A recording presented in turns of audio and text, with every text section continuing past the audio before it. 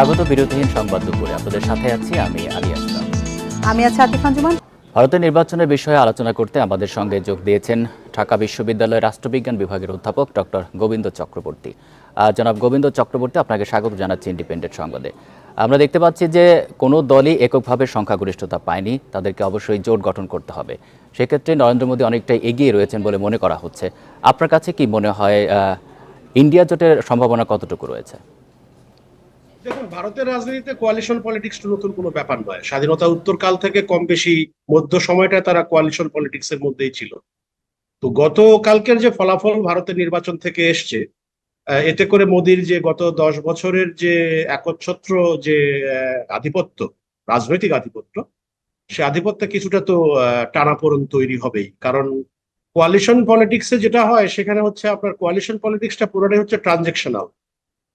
আমরা বিহারের নীতিশ কুমারের কথা আপনার রিপোর্টে এসছে, নীতিশ বাবু সবসময় দল পরিবর্তন করেন, জোট পরিবর্তন করেন। সো আমার মনে হয় যে এনডিএ তে থাকা যে দুটো দল, তেলেগু দেশম এবং আপনার আরজেডি, তো এরা এই দুইজন আপনার খুবই ডিপেন্ডেবল অ্যাক্টর হবেন আর কি বিজেপির জন্য। বাট পাশাপাশি তাদের উভয়ের, বিশেষ করে আপনার নীতিশ কুমারের যে দল পাল্টানোর এবং জোট পাল্টানোর যে সংস্কৃতি রয়েছে অতীতে, সেটার উপরে হয়তো আমি জানি না এখন বিজেপি সেটা কিভাবে দেখবে। তো আমার মনে হয় যে নির্বাচনটা যেভাবে হয়েছে তাতে করে আমার মনে হয় যে ভারতের রাজনীতি আবার কোয়ালিশন পলিটিক্স এর দিকেই ঝুঁকবে, এবং এটা খুব ভালোভাবেই ঝুঁকবে। আগামী 5 বছর আপনার এই কোয়ালিশনের টানাপোড়েনের মধ্য দিয়ে ভারতের রাজনীতি অতিবাহিত হবে। টানাপোড়েনের কথা বলছিলেন, আরেকটি বিষয় একটু জানতে চাই। মোদী সরকার যদি গঠনও করে, সেক্ষেত্রে তো সংসদে একটি শক্তিশালী বিরোধী দল থাকবে। কি ধরনের চ্যালেঞ্জের মুখে এই সরকার পড়তে পারে বলে আপনার মনে হয়? উনি ম্যানিফেস্টোতে যে বিষয়গুলো দিয়ে রেখেছেন সেগুলো তো আসলে একচ্ছত্রভাবে ক্ষমতায় এলে, মানে 272টি সিট যদি বিজেপি পেত, তাহলে তার মতো করে করতে পারতো। আমি এগেইন বললাম যে মোদী গত 10 বছরে যে পলিটিক্সটা করবার চেষ্টা করেছেন ভারতে, সেটা টু সাম এক্সটেন্ট আপনি নেগেটিভলি দেখেন কিংবা পজিটিভলি দেখেন, এটা ট্রান্সফরমেশনাল পলিটিক্স, ভারতকে একটা অন্য পর্যায়ে নিয়ে যাওয়ার রাজনীতি। কিন্তু যখন আপনি কোয়ালিশনে ঢুকে যাবেন, তখন কিন্তু কোয়ালিশন পলিটিক্সে আপনার ট্রানজেকশনের ব্যাপারটা আসে, রাজনৈতিক লভ্যাংশের ব্যাপারটা আসে আপনার জোট সঙ্গীদের সঙ্গে। এখন এই যখন আপনি লভ্যাংশের জায়গা খুঁজবেন জোটের মধ্যে থেকে, তখন দেখা যাবে অনেক ট্রান্সফরমেশনাল এজেন্ডা কিন্তু আপনার পক্ষে নেওয়াটা কঠিন হবে। আমি সেই অর্থে বলছি একটা টানাপোড়েন তৈরি হবে, এবং এটা ভারতের জন্য মঙ্গলজনকও হতে পারে, আবার ভারতের জন্য ক্ষতিকরও হতে পারে।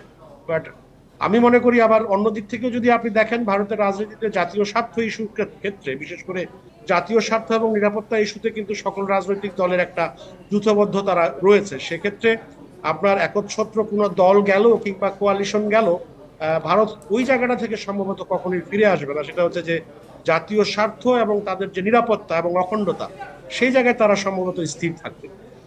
জি, আরেকটি বিষয় একটু জানতে চাই। নির্বাচনের আগে কিন্তু বিজেপি বলেছিল যে তারা 400 আসনে জিতে আসবে, যদিও সেটি হয়নি, এবং অনেক আসনে যেখানে তারা সবসময় জিতে এসছে সেখানেও তারা জিততে পারেনি। সেক্ষেত্রে আপনার কাছে কি মনে হয়, এই যে তাদের জনপ্রিয়তা একটা ধস নেমেছে বলা যায়, এটির কি কারণ? এটা এটা শুনে না, যে কোনো রাজনৈতিক দলই মাঠ গরম করার জন্য বিভিন্ন রকমের পলিটিক্যাল ন্যারেটিভ, পলিটিক্যাল র্যাটরিক, যেটাকে আমরা পলিটিক্যাল স্পিনিং বলি, বল করার সময় ক্রিকেট বল স্পিন করে না, তো এইটা খুবই আপনার কার্যক্ষেত্রে সকল রাজনৈতিক দলই করে। বিজেপি ইলেকশনের আগে যেটা বলেছে যে এবার আমরা 400 পার করব, কিন্তু করতে পারেনি, সে নিঃসন্দেহে অনেকগুলো কারণ আছে। যেমন ভারতে ধরুন আপনার অবকাঠামোগত উন্নয়ন অনেক বেশি হয়েছে, কিন্তু আমার কাছে মনে হচ্ছে যে উন্নয়নের যে সুফল, যেটা দ্বারা দ্বারে পৌঁছানোর কথা, প্রপার ডিস্ট্রিবিউশন আর অ্যাটলিস্ট ইকুইটেবল ডিস্ট্রিবিউশন, সেই ডিস্ট্রিবিউশন কিন্তু আমার মনে হয় না ভারতের ক্ষেত্রে হয়েছে। কিছুদিন আগে কৃষকদের যে আন্দোলন হয়েছে, সেই আন্দোলনের ইস্যুটা কিন্তু বিজেপির ম্যানিফেস্টোতে আসেনি। নির্বাচনে যখন ভোট আপনার কম পড়া শুরু হলো, তখন হঠাৎ করে বিজেপি নেতৃত্বের যে ধীরে ধীরে ধর্মের দিকে ঝুঁকে যাওয়াটা, সবাই একটা হিন্দু জাতীয়তাবাদী দল হিসেবে বিজেপির পরিচিতি আছে, কিন্তু মোদী সাহেব যখন নিজেকে ঈশ্বরের সঙ্গে তুলনা, ঈশ্বরের প্রেরিত দূত হিসেবে তুলনা করেন, তখন সেটা কিন্তু আপনার অনেকটাই কেমন যেন দেখায়। তো এই বিষয়গুলো কিন্তু কোনো না কোনো ভাবে আপনার ভোটারদের যে মনোদৃষ্টি, সেই মনোদৃষ্টিতে আঘাত এনেছে, তো তারা চিন্তা করেছে। আরেকটি বড় দিক যেটি আমার মনে হয় যে ইন্ডিয়া অ্যালায়েন্স যেটি এটি করবার চেষ্টা করেছে, সেটি হচ্ছে যে ইন্ডিয়া অ্যালায়েন্সের অনেক শরিকই কিন্তু নির্বাচনী প্রচারণাকারে বলেছে যদি এবার আপনারা সম্পূর্ণরূপে বিজেপিকে ক্ষমতা দেন, তাহলে সেক্ষেত্রে হয়তো সংবিধানের উপরে পরিবর্তন আসবে। তো এই তার মানে এই বিষয়গুলো জনগণ আসলে মাথায় রেখেছে। ধন্যবাদ ডক্টর গোবিন্দ চক্রবর্তী আপনাকে। উন্নয়ন প্রকল্প বাস্তবায়নের ক্ষেত্রে পরিবেশ রক্ষায় সতর্ক থাকার নির্দেশ দিয়েছেন প্রধানমন্ত্রী শেখ হাসিনা। পরিবেশ ও খাদ্য নিরাপত্তা নিশ্চিতে খাদ্য উৎপাদনে রাসায়নিক ব্যবহারের ক্ষেত্রেও সতর্কতায় জোর দিয়েছেন তিনি। সকালে রাজধানীর বঙ্গবন্ধু আন্তর্জাতিক সম্মেলন কেন্দ্রে বিশ্ব পরিবেশ দিবসের অনুষ্ঠানে এসব কথা বলেন প্রধানমন্ত্রী। জলবায়ু পরিবর্তন সহ পরিবেশ রক্ষায় সচেতনতা বাড়াতে প্রতি বছরের 5ই জুন সারা বিশ্বে পালিত হয় বিশ্ব পরিবেশ দিবস। এ সংক্রান্ত বিভিন্ন পদক্ষেপকে স্বীকৃতি জানানোর মাধ্যমে ভবিষ্যৎ কর্মসূচিকে দেয়া হয় উৎসাহ। যেহেতু জলবায়ু পরিবর্তন, রাজধানীর বঙ্গবন্ধু আন্তর্জাতিক সম্মেলন কেন্দ্রে বিশ্ব পরিবেশ দিবস ও পরিবেশ মেলা 2024 এবং জাতীয় বৃক্ষরোপণ অভিযান ও বৃক্ষমেলা 2024-এর উদ্বোধনী অনুষ্ঠানে যোগ দেন প্রধানমন্ত্রী শেখ হাসিনা। পরিবেশ নিয়ে কাজের জন্য বিভিন্ন ব্যক্তি ও প্রতিষ্ঠানকে Bangabandhu award for wild life conservation, জাতীয় পরিবেশ পদক এবং বৃক্ষরোপণে প্রধানমন্ত্রীর জাতীয় পুরস্কার তুলে দেন সরকার প্রধান। সামাজিক বনায়ন কর্মসূচির উপকারীদের হাতে তুলে দেন লভ্যাংশের চেকও। পরিবেশ রক্ষায় সব পর্যায়েই সর্বোচ্চ সতর্ক থাকার নির্দেশ দেন প্রধানমন্ত্রী। যখনই আমরা রাস্তাঘাট তৈরি করি বা কোনো রকম স্থাপনা করি, সেখানে একটা সুনির্দিষ্ট নির্দেশ থাকে যে কত পরিমাণ বৃক্ষ রোপণ করতে হবে, সেই নির্দেশনা আমরা দিয়ে থাকি। যে কোনো পরিকল্পনা আমরা যখন নেই, উন্নয়ন পরিকল্পনা, সেই পরিকল্পনায় অবশ্যই আমাদের পরিবেশ রক্ষার বিষয়টা, এবং যদি কোথাও আমাদের জায়গার জন্য গাছ কাটতে হয়, তো যত গাছ কাটবে তার থেকে 3 গুণ বেশি গাছ তার লাগাবে, এই শর্তটা কিন্তু আমরা জুড়ে দিই। নিরাপদ খাদ্য উৎপাদন ও সরবরাহে সজাগ থাকার তাগিদ দেন সরকার প্রধান। আমরা চাই যে এই বিপর্যয়, প্রাকৃতিক বিপর্যয় থেকে আমাদের দেশকে রক্ষা করতে, দেশের মানুষকে রক্ষা করতে, এবং সেই সাথে সাথে আমাদের খাদ্য নিরাপত্তা নিশ্চিত করতে, খাদ্য উৎপাদন বৃদ্ধি করতে, বৃক্ষায়নের মাধ্যমে সেটাও আমাদের অর্থকরী ফসল হিসেবে আমাদের থাকবে। তবে এখানে এটা খেয়াল রাখতে হবে যে অতিমাত্রায় রাসায়নিক সার, কীটনাশক ব্যবহার না করে প্রাকৃতিকভাবে এগুলি মোকাবেলা কীভাবে করা যায়, সেটা আমাদের দেখতে হবে। প্লাস্টিক ও পলিথিনের বিকল্প হিসেবে পাটপণ্য উৎপাদনে মনোযোগী হওয়ার আহ্বানও জানান প্রধানমন্ত্রী। আজকে আমরা এই পরে একটি পলাশ ও একটি বেলগাছ রোপণ করে পরিবেশ ও বৃক্ষমেলা উদ্বোধন এবং ঘুরে দেখেন প্রধানমন্ত্রী। পাট আমাদের সোনালী আঁশ, পাট থেকে পরিবেশ বান্ধব অনেক কিছু আমরা তৈরি করতে পারি। শাহাদাত স্বপন, ইন্ডিপেন্ডেন্ট নিউজ, ঢাকা। উপজেলা নির্বাচনের চতুর্থ ও শেষ ধাপে বেলা 12টা পর্যন্ত 4 ঘন্টায় ভোট পড়েছে 17.31%। এদিকে বিচ্ছিন্ন কয়েকটি ঘটনায় 4 জনকে আটক করেছে পুলিশ। দুপুরে আগারগাঁওয়ে নির্বাচন কমিশনে কথা জানিয়েছেন ইসি সচিব শফিউল আজিম। এ সময় তিনি আরও বলেন, বিভিন্ন ঘটনায় 3 জনকে জরিমানা করা হয়েছে। এছাড়া শান্তিপূর্ণভাবে এই ভোট গ্রহণ চলছে বলে জানান ইসি সচিব। বলেন, বেলা 12টা পর্যন্ত 5144টি কেন্দ্রের মধ্যে 3423টি কেন্দ্রের ভোট গণনা করা হয়েছে। এ সময় পর্যন্ত কোনো কেন্দ্রে ভোট বন্ধ করতে হয়নি। আমাদের কাছে যে তথ্য আছে, আমাদের সকাল থেকেই শান্তিপূর্ণভাবে এবং খুবই সুষ্ঠুভাবে মানুষ স্বতঃস্ফূর্তভাবে আমাদের এই নির্বাচনে মানুষ অংশগ্রহণ করেছে। আমাদের পাওয়া তথ্য অনুযায়ী আজকে 12টা পর্যন্ত আপনার ভোট প্রদানের হার হলো আপনার 17.31। ষষ্ঠ উপজেলা পরিষদ নির্বাচনে চতুর্থ ও শেষ ধাপে 7টি উপজেলায় ভোট গ্রহণ চলছে। সকাল 8টা থেকে শুরু হয় ভোট, বিকেল 4টা পর্যন্ত একটানা চলবে। কিছু বিচ্ছিন্ন ঘটনা ছাড়া শান্তিপূর্ণভাবেই ভোট গ্রহণ চলছে বলে জানিয়েছেন নির্বাচন কমিশন। গুরুত্বপূর্ণ কেন্দ্রগুলোতে মোতায়েন রয়েছে আইন শৃঙ্খলা বাহিনীর অতিরিক্ত সদস্য। উপজেলা নির্বাচনের শেষ ধাপে ভোট গ্রহণ শুরু হয় সকাল 8টা থেকে। বুধবার দিনের শুরুর দিকে উপস্থিতি কম থাকলেও বেলা বাড়ার সঙ্গে সঙ্গে বাড়তে থাকে। এই ধাপে 6টি উপজেলায় ইভিএমে ভোট, আর বাকিগুলোতে ব্যালট পেপারে। নির্বিঘ্নে ভোট দেওয়ার কথা জানান ভোটাররা। সবাই সুন্দরভাবে ভোট দিতে এসেছে এবং আমরাও সুন্দরভাবে ভোট দিতে পেরেছি। দেশের একটা কাজকর্ম করব, এই লোকটার আমি ভোট দিচ্ছি। ভালো লোক, সব লোক পাই, 20 বছরে একটা ভোট দিচ্ছি। ষষ্ঠ উপজেলা পরিষদের শেষ ধাপের নির্বাচনে ভোটের লড়াইয়ে মোট 721 জন। সুষ্ঠু ভোট হলে জয়ের আশা প্রকাশ করেন প্রার্থীরা। আলহামদুলিল্লাহ, এখানে পরিবেশ ভালো। আল্লাহর রহমতে আপনাদের সকলের সহযোগিতা এবং এলাকাবাসীর সহযোগিতা আছে। আমরা ইনশাআল্লাহ নির্বাচনে কামিয়াব করব। আগের 3 ধাপের মতো এবারও অবাধ সুষ্ঠু ভোট নিশ্চিতে ব্যবস্থা নেয় নির্বাচন কমিশন। স্ট্রাইকিং ফোর্সও আছে, তারপরে যে এখানে যথেষ্ট আইন শৃঙ্খলা পরিস্থিতি যথেষ্ট ভালো। এখানে আশা করি এটা শেষ পর্যন্ত আমরা ভালো রাখতে পারবো ইনশাআল্লাহ। যে কোনো অপ্রীতিকর পরিস্থিতি এড়াতে নিরাপত্তায় র্যাব, পুলিশ, বিজিবি ও আনসার সদস্যরা।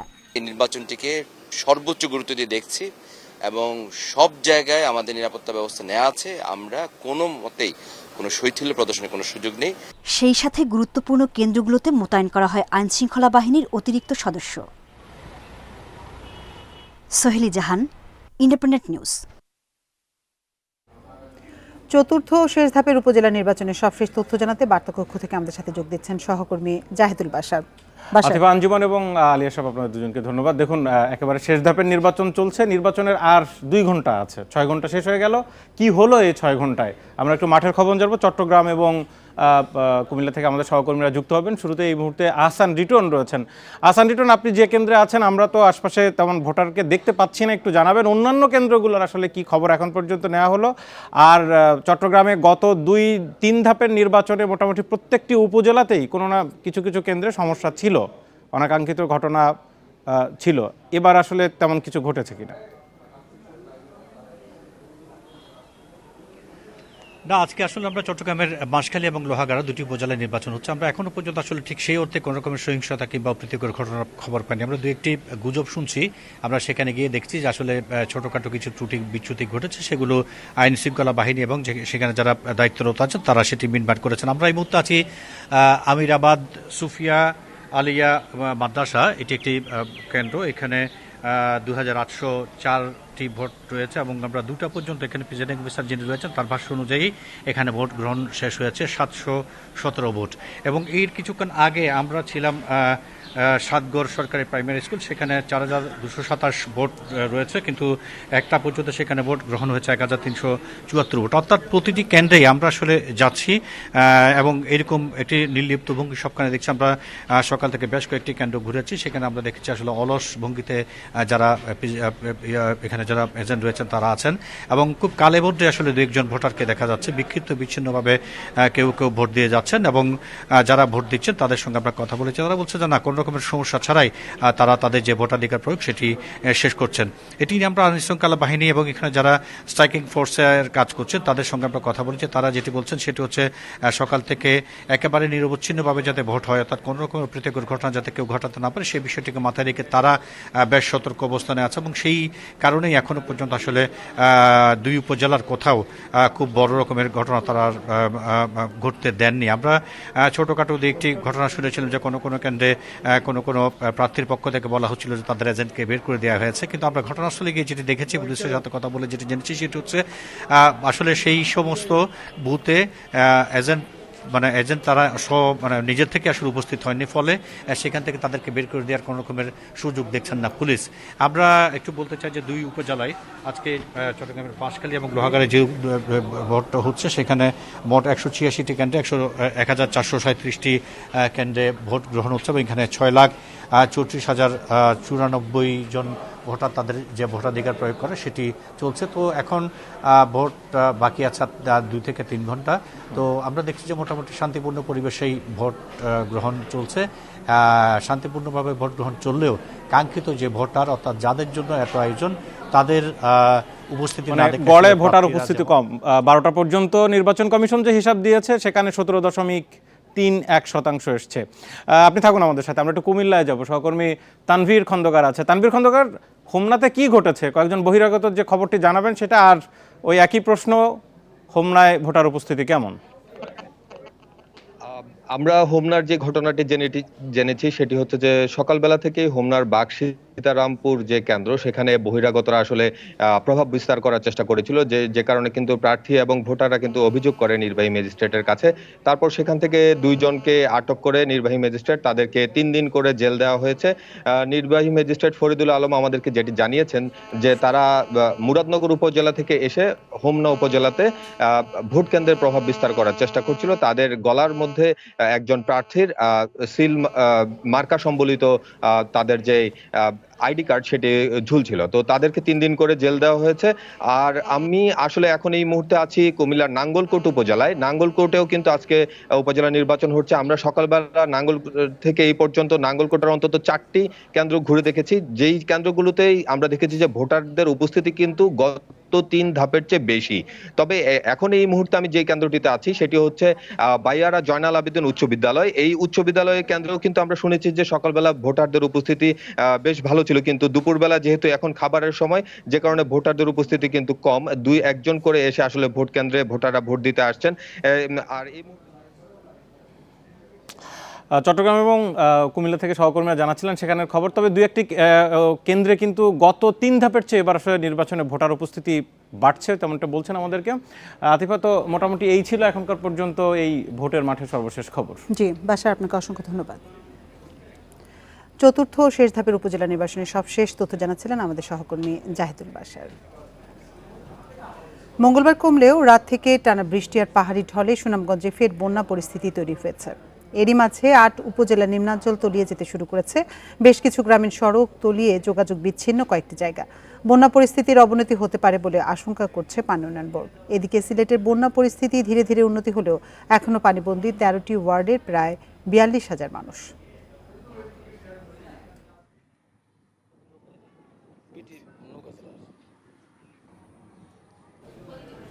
এইচএসসি ও সমমানের পরীক্ষায় প্রশ্ন ফাঁস ঠেকাতে আগামী 29 জুন থেকে 11 আগস্ট পর্যন্ত সব ধরনের কোচিং বন্ধ থাকবে বলে জানিয়েছেন শিক্ষামন্ত্রী মহিবুল হাসান চৌধুরী। দুপুরে সচিবালয়ে শিক্ষা মন্ত্রণালয়ের আইনশৃঙ্খলা কমিটির সভা শেষে তিনি একথা জানান। মন্ত্রী আরও জানান, পরীক্ষা চলাকালে কোনো অঞ্চলে বন্যা হলে সেখানে পরে পরীক্ষা নেওয়া হবে। আগামী 30 জুন পরীক্ষা শুরু হয়ে 11 আগস্ট শেষ হবে। ব্যবহারিক পরীক্ষা শেষ হবে 21 আগস্ট। এবার এইচএসসি পরীক্ষায় অংশ নিচ্ছে 14,50,790 জন পরীক্ষার্থী। পুনর্বিন্যাসকৃত সিলেবাসে পূর্ণ সময়ে পূর্ণ নম্বরে অনুষ্ঠিত হবে এই পরীক্ষা।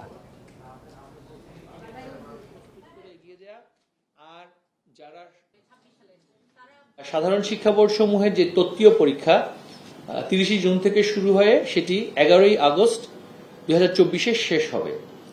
আসন্ন এইচএসসি সমমান পরীক্ষায় প্রশ্নপত্র ফাঁসের গুজব মুক্ত এবং নকল মুক্ত পরিবেশে সুষ্ঠু সুন্দরভাবে অনুষ্ঠানের লক্ষ্যে 29 জুন 2024 হতে 11 আগস্ট 2024 তারিখ পর্যন্ত সকল কোচিং সেন্টার বন্ধ থাকবে। মালয়েশিয়ায় যেতে না পারা কর্মীদের জন্য সময় বাড়ানো হবে না বলে জানিয়েছেন ঢাকায় নিযুক্ত হাইকমিশনার হাসনা মোহাম্মদ হাশিম। তবে প্রবাসী কল্যাণ প্রতিমন্ত্রী বলেন, আটকা পড়াদের পাঠাতে চেষ্টা অব্যাহত থাকবে। বুধবার প্রবাসী কল্যাণ মন্ত্রণালয়ে বৈঠক শেষে এসব কথা জানান তারা। সরকারি হিসেব মতে সব প্রক্রিয়া সম্পন্ন করেও শেষ সময় মালয়েশিয়া যেতে পারেনি প্রায় 17,000 কর্মী। এই কর্মীদের তালিকা করতে গণবিজ্ঞপ্তি দিয়েছে প্রবাসী কল্যাণ মন্ত্রণালয়। এই পরিস্থিতিতে বুধবার প্রবাসী কল্যাণ মন্ত্রণালয়ে ঢাকায় নিযুক্ত মালয়েশিয়ান হাইকমিশনার হাসনা মোহাম্মদ হাশিম ও প্রবাসী কল্যাণ প্রতিমন্ত্রীর বৈঠক অনুষ্ঠিত হয়। বৈঠক শেষে মালয়েশিয়ার হাইকমিশনার জানান, আপাতত শ্রমবাজার খোলার কোনো সম্ভাবনা নেই। শেষ সময়ে ই ভিসা হওয়ার কারণে কর্মী যেতে পারেনি। বাইরের এমন দাবি বিষয়ে প্রশ্ন করা হলে বিষয়টি অসত্য বলে জানান হাইকমিশনার। বাংলাদেশের কর্মীদের এই ভোগান্তি সম্পর্কে কুয়ালালামপুর ওয়াকিবহাল। তবে 31 মে পর্যন্ত শেষ দিন নির্ধারিত থাকায় বর্তমানে সেটি পরিবর্তন করা সম্ভব নয়। তবে প্রবাসী কল্যাণ প্রতিমন্ত্রী জানান, আটকে পড়া 17,000 কর্মীর জন্য আপিল করা হয়েছে। বিএমইটির ছাড়পত্র না পাওয়া কর্মীদের ক্ষতিপূরণ দেওয়ার বিষয়ে নির্দেশনা না থাকলেও প্রতিমন্ত্রী দাবি করেন বিষয়টি বিবেচনা করা হবে। আমরা মালয়েশিয়ান গভর্নমেন্টকে থ্রু দি হাই কমিশন আমরা অ্যাপিল করেছি যে এই অন্ততপক্ষে এই 17,000 যাদের ভিসা পেয়েছে তাদেরকে তাদের দেশে এন্ট্রি এবং কাজের ব্যবস্থা করে দেওয়ার জন্য, সেটা আমরা রিকোয়েস্ট করেছি। কর্মী ভিসার শেষ ধাপ বিএমইটির ছাড়পত্র পাওয়ার আগেই মালয়েশিয়ার অভিবাসন প্রক্রিয়ায় যুক্ত হয়েছেন বহু কর্মী। সরকারি হিসেবে এই সংখ্যা প্রায় 50,000। ক্ষতিপূরণ দিতে এই কর্মীদের বিষয়ে স্পষ্ট পরিকল্পনা নেই সরকারের। সুলতানা জাহান মিতু, ইন্ডিপেন্ডেন্ট নিউজ, ঢাকা। এবার বিকাশ ঈদ কেনাকাটার খবর।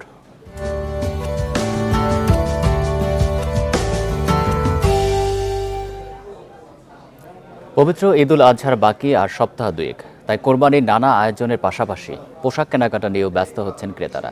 রাজধানীর বিভিন্ন শপিং মলে শুরু হয়েছে ঈদের কেনাকাটা। ঈদের কেনাকাটায় মোবাইল ব্যাংকিংয়ে থাকছে নানা অফার। উৎসবপ্রিয় বাঙালির জীবনে নতুন মাত্রা আনে ঈদের পোশাক। পবিত্র ঈদুল আজহা উপলক্ষে তাই নতুন পোশাকে শোরুম সাজিয়েছে দেশি ব্র্যান্ডগুলো। জনপ্রিয় ব্র্যান্ড ইয়েলোর শোরুমে মিলছে বাহারি ডিজাইনের পোশাক। নারী, পুরুষ এবং শিশুদের পোশাক কিনতে ক্রেতারা ভিড় করেছেন ইয়েলোর শোরুমে। যেহেতু সামনে ঈদ আছে, তো আমার বেবির জন্য ড্রেস কিনতে আসছি। ইয়েলোর যে কোনো শোরুমে বিকাশে কেনাকাটা করলে 10% ক্যাশব্যাক পাচ্ছেন ক্রেতারা। আমি ওয়েস্টার্ন আজকে অনেক কিছু কিনেছি এবং সবথেকে বেশি এক্সট্রা পাওনা হচ্ছে যে আমি ওদের বিকাশ থেকে 10% ক্যাশব্যাক পেয়েছি। অ্যাস্টোরিয়নের সব শোরুমেও পছন্দের পোশাক কিনতে ভিড় করেছেন নানা বয়সী ক্রেতা। পরিবারের সদস্যদের পোশাক কিনছেন তারা। সামনে ঈদ, আমি বাচ্চাদের জন্য ঈদের শপিং করতে আসছি। আমি শপিং করতে আসছি ঈদের জন্য। আমরা মাম্মার সাথে কেনাকাটা করতে আসছি।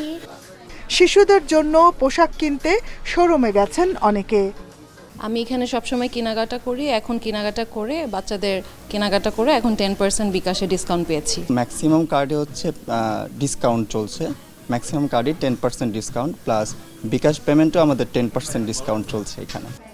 ঈদের শেষ সপ্তাহে কেনাকাটা আরও জমে উঠবে বলে আশা করছেন বিক্রেতারা। Jahanara Parvin, Independent News, Dhaka. এবার আসন্ন বাজেটের খবর।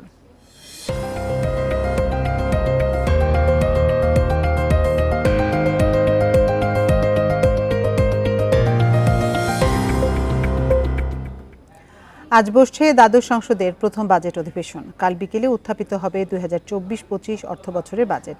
পাশ হতে পারে 27 জন। এবার 7,96,900 কোটি টাকা ব্যয়ের বাজেট দিচ্ছেন অর্থমন্ত্রী আবুল হাসান মাহমুদ আলী। বাজেট বক্তব্যের শিরোনাম সুধী, সমৃদ্ধ, উন্নত ও স্মার্ট বাংলাদেশ বিনির্মাণে অঙ্গীকার। স্পিকার শিরিন শারমিন চৌধুরীর সভাপতিত্বে বিকেল 5টায় শুরু হবে অধিবেশন। এটি হবে চলতি সংসদের তৃতীয় অধিবেশন। এর আগে সংসদ ভবনে বসবে কার্য উপদেষ্টা কমিটির বৈঠক। এবারের অধিবেশন চলতে পারে জুলাই মাসের প্রথম সপ্তাহ পর্যন্ত। সংসদ সচিবালয় জানিয়েছে, ঈদে ছুটি থাকায় বাজেটের ওপর সাধারণ আলোচনার সময় বাড়াতে শনিবারও বসতে পারে অধিবেশন। কাল দেয়া হবে দেশের 53তম এবং আওয়ামী লীগ সরকারের 25তম বাজেট। এবার রাজস্ব আয়ের লক্ষ্য ধরা হচ্ছে 5,40,000 কোটি টাকা। বাকি 2,57,000 কোটি টাকা ঋণ নেওয়ার লক্ষ্য। রাজস্ব আয় বাড়াতে ভ্যাট ও করের ক্ষেত্রে অনেক পরিবর্তন আনা হচ্ছে। বাজেটের সর্বোচ্চ অগ্রাধিকার দেয়া হবে মূল্যস্ফীতি নিয়ন্ত্রণ।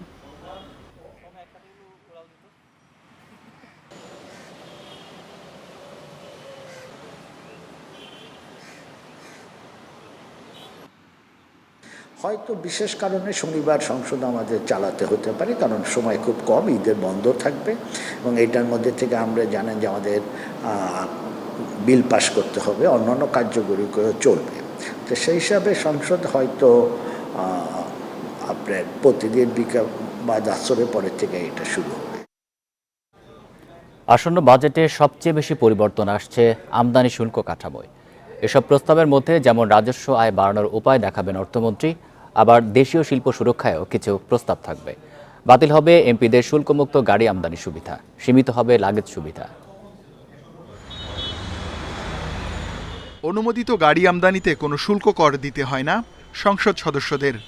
সাধারণত 5 বছরের জন্য একটি গাড়ি আমদানিতে এই সুবিধা পান এমপিরা। এ সুবিধা আর থাকছে না। এমপিদের গাড়ি আমদানিতে 25% শুল্ক ও 15% ভ্যাট আরোপের প্রস্তাব করবেন অর্থমন্ত্রী। এতে মোট কর ভার হবে 43%। বাজেট ঘোষণায় স্বাস্থ্য, কৃষি, শিল্প, দেশীয় উৎপাদন সহ নানা খাতে বেশ কিছু প্রস্তাব করবেন অর্থমন্ত্রী। কর্মকর্তারা জানান, দেশের কৃষকদের সুরক্ষা দিতে খোসা ছাড়ানো কাজু বাদাম আমদানিতে শুল্ক 15% আরোপ হচ্ছে। কিডনি রোগীর ডায়ালাইসিসে ব্যবহৃত ফিল্টার ও সার্কিটে শুল্ক কমে 1 ভাগ করা হবে। এছাড়া অ্যাম্বুলেন্সের প্যাসেঞ্জার কেবিনের দৈর্ঘ্য 9 ফুট নির্ধারণ করার প্রস্তাব করবেন অর্থমন্ত্রী। ফ্রিজের কম্প্রেসর আমদানিতে শুল্ক সুবিধা বাতিল হচ্ছে, তবে এসির কাঁচামাল আমদানিতে শুল্ক বাড়বে 5%। আর দেশে উৎপাদিত মোবাইলের কাঁচামাল আমদানিতে শুল্ক সুবিধা থাকবে আরও 2 বছর। ল্যাপটপ আমদানিতে কর কমে 20.5% করা হচ্ছে। দেশীয় এভিয়েশন খাতের বিকাশে বিমানের ইঞ্জিন ও প্রোপেলার আমদানিতে ভ্যাট বাতিলের প্রস্তাব করবেন অর্থমন্ত্রী। বিদ্যুৎ কেন্দ্রের কাঁচামাল আমদানিতে শুল্ক হবে 5%। নানা ধরনের কর ভারে পড়ছে হাইটেক পার্ক ও অর্থনৈতিক অঞ্চলগুলো। দুই ক্ষেত্রে মূলধনী যন্ত্রাংশে শুল্ক বসছে 1 ভাগ। এছাড়া নির্মাণ সামগ্রী ও ব্যবহার্য পণ্য আমদানিতেও বসবে শুল্ক। পরিবর্তন হচ্ছে ব্যাগেজ বিধিমালা। এতদিন শুল্ক ছাড়া 2টি মোবাইল আনা যেত, এখন শুল্ক দিয়ে একটি মাত্র মোবাইল আনা যাবে। নীতি পরিবর্তন হচ্ছে স্বর্ণের ক্ষেত্রেও।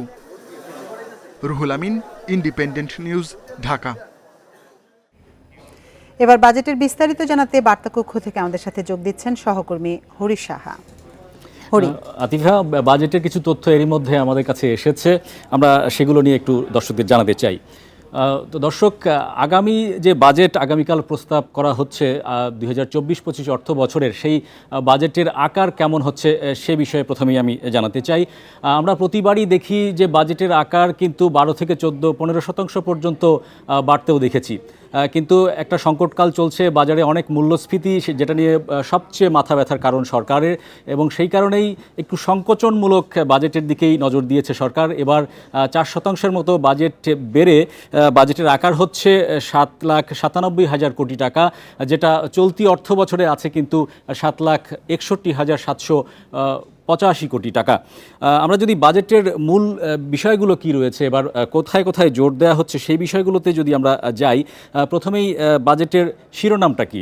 বাজেটের শিরোনাম এবার করা হয়েছে সুখী, সমৃদ্ধ, উন্নত ও স্মার্ট বাংলাদেশ বিনির্মাণে অঙ্গীকার, এবং সেখানে ব্যয় ধরা হচ্ছে 7,97,000 কোটি টাকা।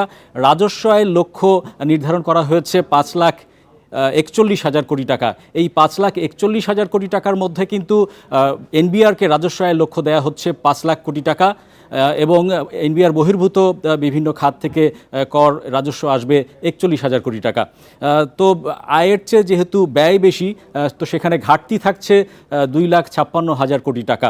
এবং বাজেটের প্রধান চ্যালেঞ্জ হিসেবে নেওয়া হচ্ছে মূল্যস্ফীতি নিয়ন্ত্রণ করে জনগণকে স্বস্তি দেওয়া। এই বাজেটে মূল্যস্ফীতি নামিয়ে আনার লক্ষ্য রয়েছে 6.5%। তো এর পরবর্তীতে আমরা দেখছি যে বাজেট ঘাটতির বিষয়টি কিভাবে মোকাবেলা করবে সরকার। বাজেট ঘাটতির মধ্যে 46.87% অর্থ, অর্থাৎ 2,56,000 কোটি টাকার মধ্যে কিন্তু 1,20,000 কোটি টাকাই সরকার ঋণ নেবে দেশের ব্যাংক খাত থেকে, এবং 7.81% অর্থাৎ 20,000 কোটি টাকা সঞ্চয়পত্র এবং অন্যান্য খাত থেকে সংগ্রহের লক্ষ্য রয়েছে, এবং বাকি 1,16,000 কোটি টাকা বৈদেশিক উৎস থেকে ঋণ নেওয়ার লক্ষ্য সরকার নির্ধারণ করেছে। বাজেটে কর কাঠামোতে কী ধরনের পরিবর্তন আসছে সেই বিষয়ে আমরা যে তথ্য পেয়েছি এখন পর্যন্ত, সেখানে দেখা যাচ্ছে যে ব্যক্তি শ্রেণীর করের যে সর্বোচ্চ হার সেটা বাড়ছে। এখন ব্যক্তি শ্রেণীর সর্বোচ্চ করের হার হচ্ছে 25% রয়েছে, সেটা আগামী যে প্রস্তাবিত বাজেট আসছে সেখানে 30% করার কথা রয়েছে। পুঁজিবাজারে গেইন ট্যাক্স আরোপ হচ্ছে, এবং সেটা হচ্ছে পুঁজিবাজারে লেনদেনে 50 লাখ টাকার বেশি যদি কেউ আয় করে থাকেন, সেই আয়ের ওপরে 15% গেইন ট্যাক্স আরোপ করার প্রস্তাব করা হবে। কালো টাকা সাদা করে এবারও সুযোগ থাকছে কর দিয়ে কালো টাকা সাদা করার সুযোগ। পানীয় উৎপাদনকারী প্রতিষ্ঠানের কিন্তু টার্নওভার কর বাড়ছে। আইটি সেবার কর অব্যাহতি নিয়ে বেশ আলোচনা হয়েছে বাজেট প্রস্তাবের আগেই, সেটা কিন্তু চলতি যে বাজেটে 27 ধরনের আইটি খাতের যে উপখাত রয়েছে সেগুলোকে চিহ্নিত করে কর অব্যাহতি দেয়া আছে। এইটা জুনের 30 তারিখে শেষ হয়ে যাচ্ছে। আইটি উদ্যোক্তারা কিন্তু বারবার দাবি জানাচ্ছিলেন এটা বাড়ানোর। তো সেই বিষয়টি আমলে নিয়ে এনবিআর কিন্তু আগামী অর্থ বছরে 19টি আইটির যে উপখাত সেটা চিহ্নিত করে আরও 3 বছর কর অব্যাহতি তারা বাড়াচ্ছে। আরও যে বিষয়গুলো থাকছে, বেসরকারি হাইটেক পার্ক এবং অর্থনৈতিক অঞ্চলগুলোতে এখন কিন্তু কর অব্যাহতি রয়েছে, সেগুলো বাতিল চাচ্ছে এনবিআর, এবং সেইটা আরোপের প্রস্তাব করা হতে পারে। যদিও সরকারি অর্থনৈতিক অঞ্চল এবং হাইটেক পার্কে কিন্তু কর অব্যাহতি আগের মতোই বহাল থাকবে।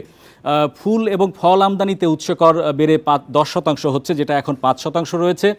নিত্য পণ্য সরবরাহে উৎস কর অর্ধেক করা হচ্ছে, কারণ আমরা আগেই বলছিলাম যে মূল্যস্ফীতি নিয়ন্ত্রণকে কিন্তু খুব ভালোভাবে লক্ষ্য রাখছে সরকার, এবং নিত্য পণ্য সরবরাহে সেই উৎস কর কমিয়ে সেটাকে বাস্তবায়নে অনেকটা গতি আনতে চায়।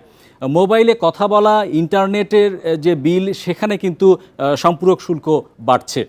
পাশাপাশি সিমেও আমরা দেখতে পাচ্ছি যে 100 টাকা প্রতিটি সিমে কিন্তু কর বাড়ছে। পর্যটন এবং বিনোদন সেবায় ভ্যাট বাড়ছে। পর্যটন যেরকম অ্যামিউজমেন্ট পার্ক, থিম পার্ক, এগুলোতে ভ্যাট বাড়ছে। পাশাপাশি ট্যুর অপারেটরসদের যে ভ্যাট অব্যাহতি ছিল সেটা বাতিল করার প্রস্তাব করা হতে পারে। তো এরপরে যে বিষয়গুলো আসছে, যেটা বলছিলাম যে ঋণ নিয়ে কিন্তু সরকার এই যে ঘাটতি বাজেট সমন্বয় করবে, সেই ঋণের ক্ষেত্রে কিন্তু সুদ পরিশোধে সরকারকে ব্যয় বাড়াতে হচ্ছে। চলতি অর্থ বছরে যেটা রয়েছে 94,376 কোটি টাকা, তা 38% বেড়ে 1,29,000 কোটি টাকা কিন্তু প্রস্তাব করা হতে পারে। এবং এই সুদের বড় একটি অংশ কিন্তু দেশীয় ঋণের সুদ। দেশীয় ঋণের সুদ বলতে সঞ্চয়পত্র এবং সরকার যে ব্যাংক খাত থেকে ঋণ নিয়েছে প্রায় 9 লাখ কোটি টাকার উপরে, সেই ঋণের সুদ পরিশোধেই কিন্তু ব্যয় হবে 1,09,000 কোটি টাকা। আর বাকি যে বিদেশি ঋণ রয়েছে 7 লাখ কোটি টাকার কিছু উপরে, সেই জায়গাতেও কিন্তু 15.50% অর্থাৎ 20,000 কোটি টাকা মোট ঋণ পরিশোধের যে সুদ রাখা হচ্ছে, অর্থ রাখা হচ্ছে, সেখান থেকে কিন্তু ব্যয় সংস্থান করতে হবে। তো দেখা যাচ্ছে যে এই আগামী বাজেটে সুদ পরিশোধে কিন্তু প্রায় 31% ব্যয় বাড়ছে সরকারের। তো এখন পর্যন্ত আমাদের হাতে আসা তথ্য এই ছিল। তো আতিফা, আমরা পরবর্তীতে আরও জানাবো বাজেট সম্পর্কে। হরি সাহা, আপনাকে অসংখ্য ধন্যবাদ। বাজেটের সবশেষ তথ্য জানাচ্ছিলেন আমাদের সহকর্মী হরি সাহা। এবার চলে যাচ্ছি পরের খবরে। ব্যাংক খাতে সুশাসন ফেরানো এখন বড় চ্যালেঞ্জ। তাই বাজেটে এ খাত সংস্কার নিয়ে সুনির্দিষ্ট পরিকল্পনা ঘোষণা করার পরামর্শ দিয়েছেন বিশ্লেষকরা। তাদের মতে দুর্নীতি অনিয়ম কমানো গেলে ব্যাংক খাতে গ্রাহকের আস্থা ফেরানো সম্ভব। সম্প্রতি কিছু দুর্বল ব্যাংকের তালিকা তৈরি করে বাংলাদেশ ব্যাংক। এতে আতঙ্কিত হয়ে পড়ে আমানতকারীরা। আবার জোরপূর্বক ব্যাংক একীভূত করার উদ্যোগেও অস্থিরতা ছড়িয়ে পড়ে এ খাতে। দেশে এখনও ডলার ও টাকার সংকট চলমান থাকায় চলতি হিসেবেও ঘাটতি দেখা দিয়েছে। ব্যাংক খাতে আমানতের চেয়ে ঋণের প্রবৃদ্ধি এখনও বেশি। খেলাপি ও বেনামি ঋণ এখনও লাগাম ছাড়া। বাংলাদেশ ব্যাংকের হিসেব বলছে 2022 সালে খেলাপি ঋণ ছিল 1,20,656 কোটি টাকা, আর 2023 সালে খেলাপি ঋণ বেড়ে হয়েছে 1,45,633 কোটি টাকা। অর্থনীতিবিদরা বলছেন আর্থিক খাতে এখন বড় ধরনের সংস্কার প্রয়োজন। প্রভাবশালীদের হস্তক্ষেপের ফলে যে কুঋণ মাধ্যমে টাকা লুণ্ঠন, মূলধন এবং ডিপোজিটার্স মানি লুণ্ঠন হয়ে যাচ্ছে, এবং হওয়ার পরে সরকারি ব্যাংকগুলো আবার বেইল আউট টাকা চায় সরকারের থেকে, এবং সরকার সেটা দিয়েছেও, এটা বন্ধ করতে হবে। এটাই আমি মনে করি বাজেটের এবার মূল লক্ষ্য হওয়া উচিত। ওইসব ইন্ডিভিজুয়ালদেরকে যদি আমরা আসলেও আপনার পিরিয়ড অ্যাকশন নেওয়া যায়, তাহলে হয়তো আমরা একটা সুশৃঙ্খলা আনতে পারবো। আদারওয়াইজ যদি আমি বছর পর বছর ধরে যদি এরকম চলতে থাকে, তাহলে কিন্তু ফাইন্যান্সিয়াল সেক্টর আরও উইক হয়ে যাবে। এমন সংকটের মধ্যে ডলারের দাম বাড়ানোর পাশাপাশি বৈদেশিক মুদ্রার রিজার্ভ থেকে ধারাবাহিকভাবে ডলার বিক্রি করছে বাংলাদেশ ব্যাংক। ফলে রিজার্ভ কমে হয়েছে 13 বিলিয়ন ডলার। বিশ্লেষকরা বলছেন ব্যাংক খাত ঠিক না করলে সার্বিক অর্থনীতিতে গতি ফেরানো কঠিন হবে। দুর্নীতির উৎস থেকে প্রাপ্ত টাকা যেটা বিদেশে পাচার হয়ে যায়, সেটা গিয়ে আমার ডলার রেট, আমার ডলার অ্যাভেলেবিলিটি, ডলার ডিমান্ড এবং ওভারঅল ব্যালেন্স অফ পেমেন্টকে হিট করছে।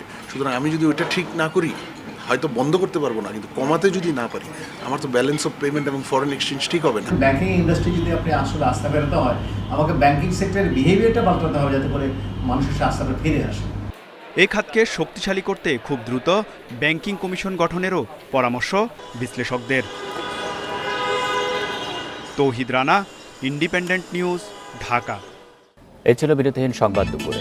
ইন্ডিপেন্ডেন্ট টেলিভিশনের সব খবরে বিস্তারিত জানতে চোখ রাখুন ফেসবুক, ইউটিউব এবং এক্সে। এতক্ষণ সাথে থাকার জন্য ধন্যবাদ সবাইকে।